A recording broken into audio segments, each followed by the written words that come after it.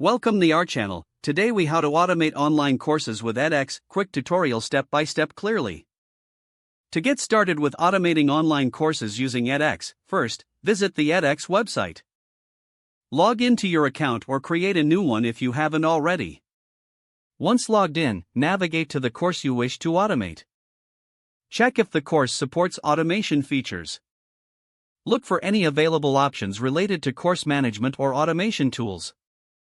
Explore the dashboard for features that allow for automated notifications or learning paths.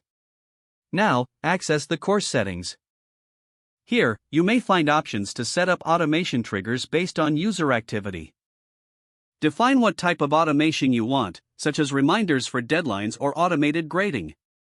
If available, integrate third-party tools for enhanced automation capabilities.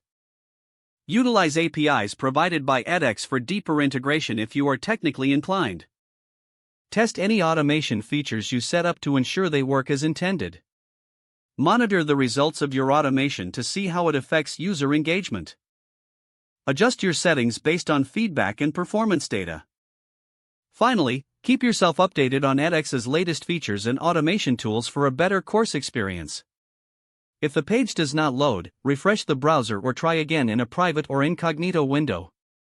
Make sure you are using the correct email address, then retype it carefully to avoid small typos. If your password is not accepted, use the reset option and create a new strong password you can remember.